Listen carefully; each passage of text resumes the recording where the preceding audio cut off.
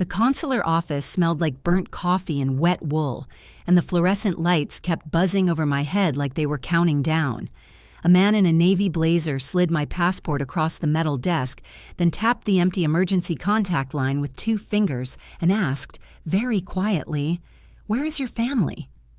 My throat closed because my family was in Florida that week, smiling under striped umbrellas in photos my brother had just posted, while I sat alone in Copenhagen with a fever, a packed suitcase, and no one answering my calls. My name is Hannah Whitaker. I'm 33 years old, and what that man didn't know was that my parents had been sending me away every summer since I was 12, so my brother could experience real family time without me ruining the mood. The first summer, they called it enrichment. That was my mother's word for anything cruel enough to need perfume sprayed over it. I was 12 when she zipped my blue suitcase in our hallway and said, "You're going to love Switzerland, Hannah. The Lamberts have a daughter your age, and the language program is supposed to be excellent." My father stood behind her holding a folder with my plane ticket, passport copy, host family address, tutoring schedule, and a typed list titled Hannah's Summer Expectations. I remember that list better than I remember some birthdays. Wake at 6:30. Breakfast with host family, French tutor from 8 to 11, cultural journaling, no excessive calls home, no complaints. At the time, I was too young to understand that no excessive calls home meant they had already planned not to pick up. My brother, Ethan Whitaker, was 9 then. He was sitting on the stairs in his new lime green swim trunks, swinging his legs, holding a plastic snorkel like a trophy. "Do I have to go too?" he asked. My mother laughed like he had said something adorable. "No, sweetheart, you're staying with us." I looked at her. "Why?" She didn't look back. My father cleared his throat and said, "Your mother and I think some separate time would be healthy." Separate time. That became the phrase. When Ethan had trouble sharing attention, we needed separate time. When he cried because I got first chair in orchestra, separate time. When he sulked through dinners because relatives asked me about school, separate time. When he threw my science fair model into the garage freezer and ruined 3 weeks of work, my mother said, "You both need space from each other," and booked me a summer in Quebec. By the 3rd year, I understood the pattern. Every May, my mother would start leaving brochures on the kitchen island. Language immersion, leadership retreat, international academic homestay. She would say it in front of neighbors, teachers, church friends, anyone who might admire her. "Hannah is so independent," she'd announce, touching my shoulder like I was a product she had successfully assembled. "We want her to see the world." And every June, after my suitcase disappeared into the airport conveyor belt, my parents and Ethan disappeared somewhere warm. Hilton Head, San Diego, Key Largo, Aruba. They never said the word vacation to me. They called it Ethan's reset. "He gets overwhelmed," my mother said once when I asked why he needed a reset at a resort with a lazy river. "You know how intense you can be." I was 13. My intensity was doing homework before dinner and asking why no one saved me a seat. The summer I turned 15, I woke up in a stranger's house outside Munich to church bells I didn't recognize and the smell of boiled eggs. My host mother, Frau Keller, knocked once and entered before I could answer. "Your parents emailed," she said in careful English. "They said you should not call today. Time difference." It was my parents' anniversary. I had mailed them a card before I left. That night, Ethan posted a photo online of the 3 of them at a beach restaurant, my mother wearing the silver earrings I had helped pick out, my father holding a coconut drink, and Ethan grinning between them with his arms around their shoulders. The caption was, "Best family trip ever." Not almost. Not missing Hannah. Best family trip ever. I stared at that photo on a borrowed laptop in a yellow bedroom with cartoon curtains, and for the first time, I felt something colder than sadness. I felt edited out. When I came home each August, there were always souvenirs on the dining room table. Not for me, around me. Sand dollars in glass jars, resort wristbands, Ethan's sun-bleached baseball caps, framed photos of the three of them in matching shirts. My mother would point to a magnet and say, "We got you that." It was usually from the airport. One year, it still had the clearance sticker on the back. I learned not to ask questions while Ethan performed the vacation for our relatives. You should have seen Dad wipe out on the jet ski. Mom let me order lobster twice. We had a family suite with an ocean view. Family suite. Those words landed in my chest every time. Because in my summers, I had guest rooms with thin mattresses, tutors who corrected my accent, lunches eaten quietly while adults argued in languages I barely understood, and evenings when I watched other people's families move around their kitchens with the easy irritation of belonging to one another. I became good at being a guest, too good. I learned how to fold towels the way each host mother liked them, how to say thank you with the right amount of eye contact, how to make myself small at breakfast, how to cry into pillows without making noise. My parents praised that. "You're so adaptable," my father said. My mother smiled. "That's what makes you special." But special in our house meant useful at a distance.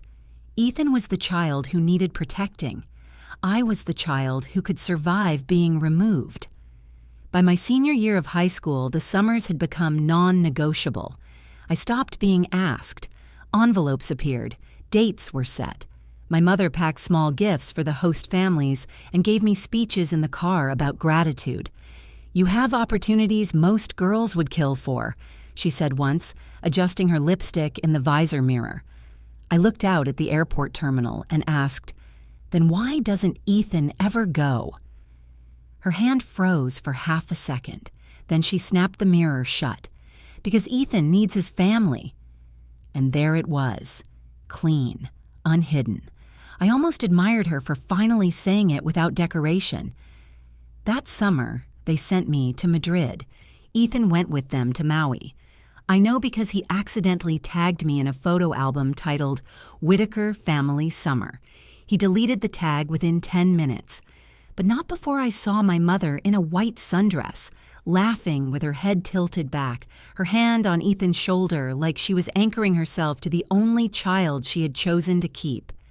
When I came home, I found the Maui photo printed and framed on the mantel. My graduation portrait was behind it, not removed, just blocked. I left for college with 2 duffel bags and a scholarship my parents described as a blessing, as if they had not been praying for a cheaper way to be done with me. At orientation, other freshmen cried when their parents drove away. I stood beside the curb and felt nothing. My mother hugged me with one arm because she was holding her phone in the other. My father said, "Make good choices." Ethan, 17 and bored, stayed in the car with the air conditioning running. Then they left for a quick family stop in Charleston before driving home. I saw the photos that night. 3 plates of shrimp and grits, 3 hotel key cards, 3 pairs of feet at the edge of the pool. I closed the app and went to the dining hall alone. College should have been freedom, but neglect has strange fingerprints. It follows you into rooms where no one knows your name. When classmates complained that their moms called too much, I smiled. When roommates groaned about care packages, I said, "That's sweet," and went back to checking my empty mailbox. I told people my family traveled a lot. I told myself that was not technically a lie. Freshman summer, I assumed it would finally end. I had a campus job lined up, a sublet, plans. Then my mother called in April. "Hannah, good news. We found you a research assistant position in Prague." My stomach dropped. I already have a job here. This is better. I'm 19. And lucky. I remember sitting on the floor of my dorm hallway because the reception was bad in my room, pressing the phone so hard to my ear it hurt. I don't want to go. Silence. Then my father got on the line. "You're being dramatic. The tickets are bought." I laughed once, not because anything was funny, but because something inside me had cracked in a new direction. "You bought international tickets for an adult without asking. You are still our daughter." That was when I understood the rule. I was their daughter when obedience was required. I was not their daughter when care was. I went to Prague because I was still financially tangled up with them, because my passport was in their safe at home, because I had not yet learned that a cage can have polished bars and good intentions printed on brochures. That summer, Ethan turned 18 in the Bahamas. My mother posted a photo of him holding a ridiculous blue drink with a paper umbrella. Caption, "One last summer before our boy leaves the nest." Our boy, not our children, our boy. By 20, I had started keeping records, screenshots, emails, flight itineraries, receipts forwarded for my reference. Photos where I was absent so consistently it looked deliberate because it was. I did not know what I was collecting evidence for. Maybe a trial no court would ever hold. Maybe for myself, because my parents were experts at making cruelty sound like opportunity. The 9th summer was Copenhagen. I was turning 21 in July. I had been accepted to a summer archive program there, one I actually wanted, and for the first time my parents did not have to force me onto the plane. That was how they got clever. They offered to help with arrangements. My mother booked the housing through a family acquaintance. My father renewed my passport and said he would send it directly with my documents. They paid the deposit, which meant they had the contact emails, the emergency forms, the power to clarify things behind my back. 2 weeks before I flew, Ethan announced he was taking a gap summer before college. My parents rented a beach house in Naples. "Just low-key," my mother said when I walked into the kitchen and saw sunscreen, linen shirts, and a stack of new novels on the counter. "For all of you?" I asked. She gave me that look, the soft, warning one. Hannah. Just my name. As if I were embarrassing myself by wanting to be included in my own family. Copenhagen was beautiful in the way places are beautiful when you are not. Gray mornings, bicycles whispering over wet streets, cardamom buns in bakery windows, water everywhere, dark and shining. My host was not a family this time, just an older widow named Birgit, who rented a narrow room under her roof. She was not unkind, but she was busy, and I was a tenant with a program schedule. Every morning, I woke before dawn from the gulls. I attended archive sessions, took notes until my hand cramped, came home to instant soup, and watched my family's vacation unfold online. Ethan on a boat, Ethan at a steakhouse, my father asleep under a beach umbrella, my mother's knees beside a turquoise pool with the caption, "Peace." On my 21st birthday, I woke with a fever. By noon, I was shaking so hard I could not hold a glass. By evening, Birgit was knocking on my door, alarmed by the sound of me coughing. She called the program coordinator, who asked for my insurance documents. I opened my folder. Passport copy, acceptance letter, housing paper, no insurance card, no emergency contact, no original passport. I called my mother, no answer. My father, no answer. Ethan, straight to voicemail. I texted, "I'm sick. I need my passport and insurance info. Please call." 3 dots appeared under my mother's name, then disappeared. 10 minutes later, she replied, "We're at dinner. Don't spiral. We'll handle tomorrow." Tomorrow. I was delirious by then, but that word cut clean through the fever. Birgit wrapped me in her raincoat and took me to a clinic. The clinic sent us to the consular office because my documentation was incomplete and my passport somehow had never been returned to me after renewal. That was how I ended up in that dark little room across from a consular officer named Mr. Dahl, who looked through my file with growing concern. He asked, "Who is your emergency contact?" I gave him my parents' names. He asked, "Why are they not listed?" I did not know. He made 2 calls. No answer. Then he placed my passport on the desk. It had arrived at the office 3 days earlier, forwarded with a note from my father saying I would pick it up if necessary. If necessary. Mr. Dahl looked at my pale face, my trembling hands, my phone full of unanswered messages. Then he asked the question no adult had ever asked me with genuine horror. "Where is your family?" I tried to answer him like a normal person. "They're in Florida." Mr. Dahl waited. "With my brother." He waited again, and that was worse. He did not rush to rescue them with explanations. He did not say, maybe they were busy, maybe the phones were dead, maybe I had misunderstood. He just let the facts sit there until I heard them myself. I was 21, feverish in a foreign country, and my parents had kept my passport while they took my brother to the beach. Mr. Dahl pushed a box of tissues toward me. That was when I started crying. Not pretty crying, not a few brave tears. It came out of me like something stored too long in a basement, sour and violent. I cried for Switzerland, Quebec, Munich, Madrid, Prague. I cried for the airport magnets. I cried for every best family trip ever caption. I cried because one stranger in a government office looked more disturbed by my abandonment than my own parents ever had. Birgit sat beside me, stiff and silent, then reached over and patted my sleeve twice. Mr. Dahl made more calls. Within an hour, he had helped me get emergency documentation, contacted the program, and directed Birgit to a hospital that could treat me with the papers I had. Before I left, he handed me a sealed envelope and said, "This contains copies of the correspondence about your passport. Keep it." I looked at him through swollen eyes. "Why?" His jaw tightened.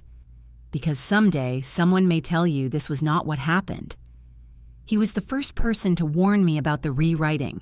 He was right. My mother called at 2:17 a.m. I was in a hospital bed with an IV in my arm. Pneumonia, the doctor had said. Dehydration, exhaustion. "Hannah Rose Whitaker," my mother snapped. "What did you do?" For 1 second, hearing my full name made me 12 again. Then I looked at the IV tape on my hand. I got sick. "Your father received a very strange email from some consular person implying we were unreachable." "You were." "We were at dinner." "For 6 hours?" A pause, then the sigh, her favorite weapon. "You have always had a flair for making things sound tragic." I almost laughed. My chest hurt too much. "Where's Dad?" "Sleeping. He was very upset." Of course he was, not awake, not calling. Upset. "I need my insurance information." "You could have waited until morning." "I couldn't breathe." "Well, no one told us that." "I texted you that I was sick and needed help." "You texted during Ethan's birthday dinner." There it was again, the hierarchy. I closed my eyes. It was my birthday, too.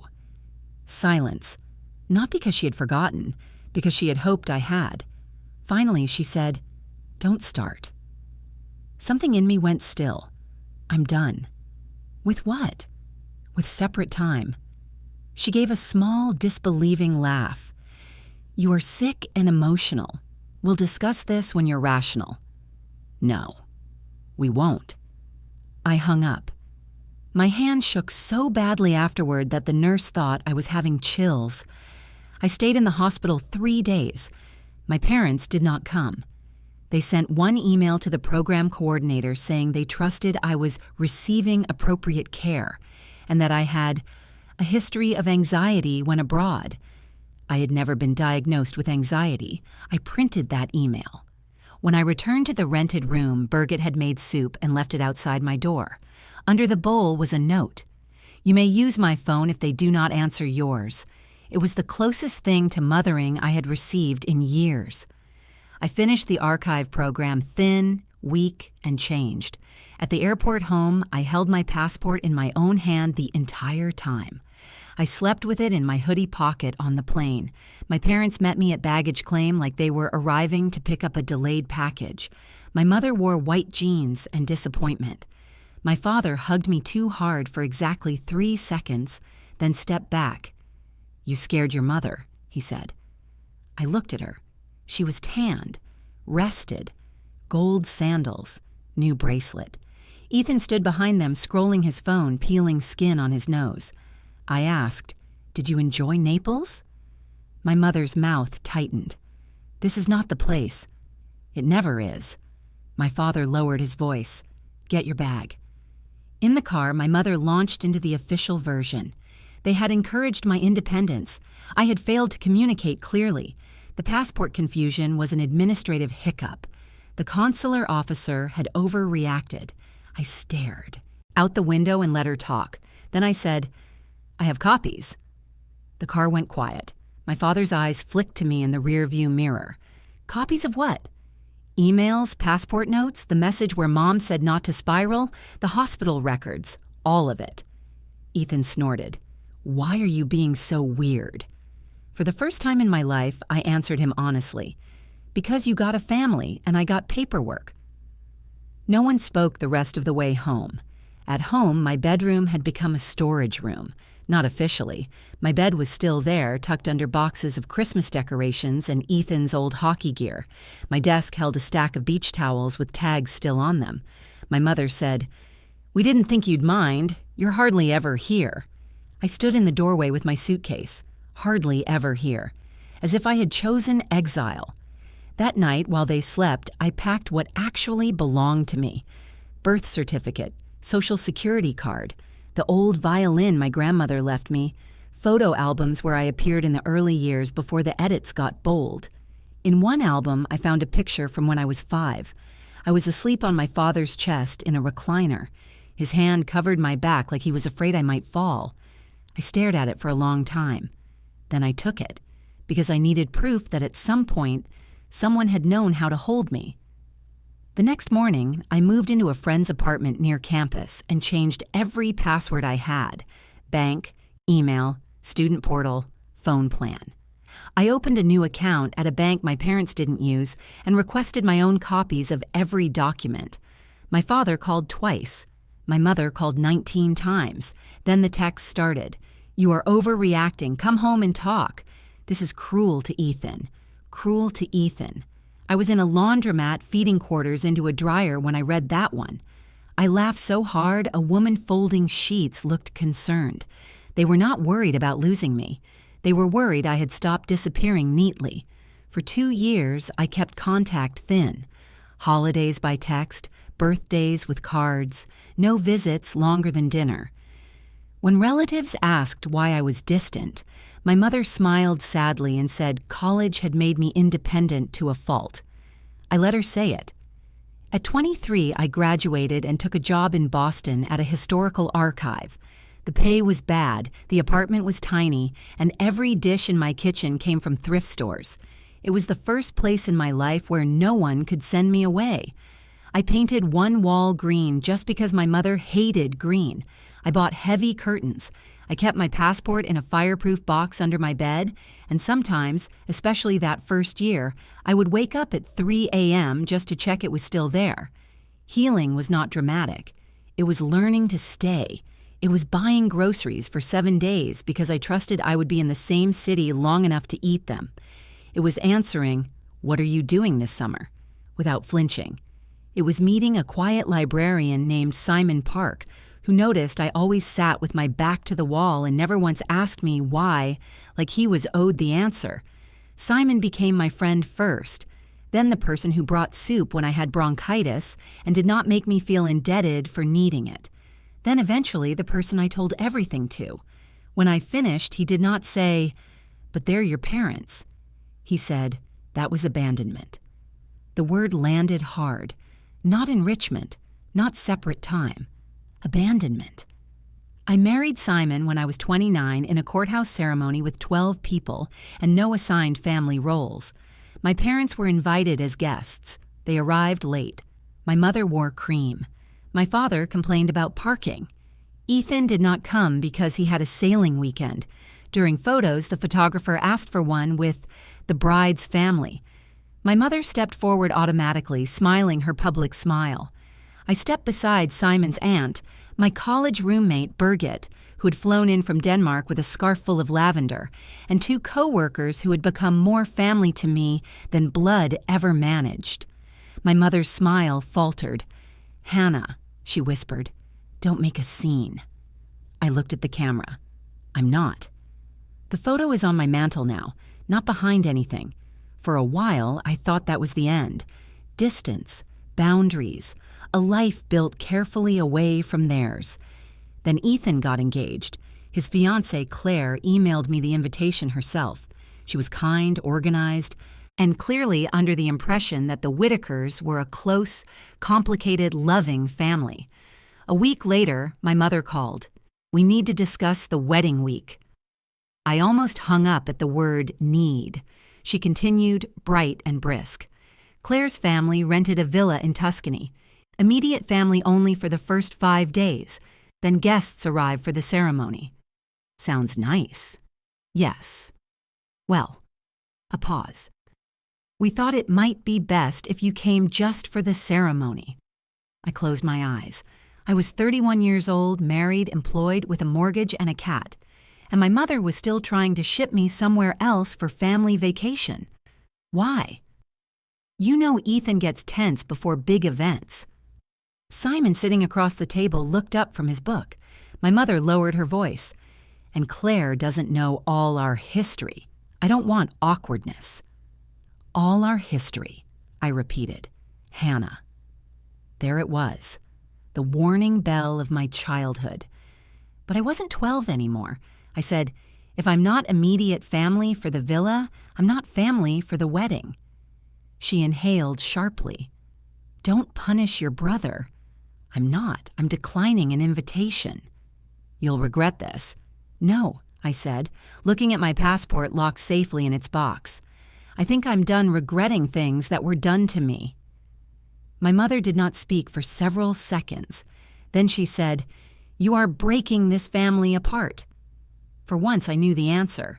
No, I'm refusing to be the part you hide. I hung up before she could turn my own voice against me.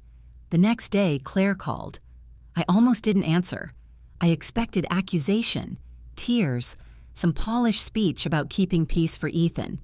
Instead, she said, I need to ask you something, and I need you to be honest. Why aren't you coming to Tuscany? So I told her. Not everything. Not every host family breakfast or every airport bathroom where I cried silently, but enough. The summers, the vacations, Copenhagen, the passport, the way my parents still tried to define family as whichever room I was not in. Claire was quiet for a long time. Then she said, They told me you hated traveling with them. I laughed once, but it came out broken. I was never invited. 2 weeks later, Ethan called me for the first real conversation we had ever had as adults. He was furious, not because of what had happened to me, because Claire had asked questions. Why couldn't you just let me have this? He demanded. I was standing in my kitchen, watching Simon knead dough with flour on his sleeves. It was raining outside, soft against the windows. You did have it, I said, for 9 summers. That's not fair. No, it wasn't. He swore under his breath. Mom says you've always been jealous. There was a time that would have gutted me. That day, it only made me tired. Maybe I was, I said. Children usually are jealous when their parents love someone else out loud. He had no answer for that. Claire and Ethan still got married, but not in Tuscany. Claire canceled the villa week and told both families the celebration would begin on the wedding day, with everyone invited equally or not at all. My parents blamed me. Ethan blamed me. For once, I let them. Blame is not the same as power. I did attend the ceremony. I sat beside Simon near the back. My mother saw me and stiffened, as if I had arrived carrying matches. But I wore blue, smiled at Claire, and did not apologize for taking up one chair. At the reception, my father approached me while Simon was getting coffee. You've made your point, he said. I looked at him. Older now, smaller somehow. A man who had once held all my documents and called that parenting. No, I said. I made my life. His face changed, but I did not stay to translate it. After that, contact faded to almost nothing. My mother sent long emails on holidays about forgiveness, always meaning mine and never hers. My father mailed a check one Christmas with no note. I returned it. Ethan and I did not become close. Some stories don't end with everyone holding hands around a table. Sometimes the ending is one person finally leaving the table where she was never fed. By the following spring, Simon and I took our first real summer trip. Not exile, not enrichment, not separate time. A vacation. We rented a little cottage on the coast of Maine with crooked floors and wild roses, climbing the fence. Birgit came for a week and complained cheerfully about American coffee. Simon taught me how to skip stones. I burned pancakes. No one kept score. On the third morning, I woke at dawn out of old habit, heart already braced for a strange ceiling and a list of expectations. But the room smelled like salt air and Simon's shampoo. My suitcase was unpacked in the corner. My passport was in the drawer because I had put it there myself. Outside, gulls cried over the gray water. I wrapped myself in a blanket and walked down to the porch. Simon was already there with 2 mugs, saving me the warmer one between his hands. No one had shipped me away. No one was waiting for me to disappear so the real family could begin. I sat beside my husband, watched the sun lift gold over the ocean, and understood that belonging was not a place my parents could invite me to. It was the life I had built after they stopped opening the door. And if you've ever been asked, "Where is your family?" and realized you had to become your own answer, then stay with me, because I'm finally telling the truth. If this story stayed with you, tell me in the comments what you would have done in my place. And if you want more stories like this, please like the video and subscribe to the channel.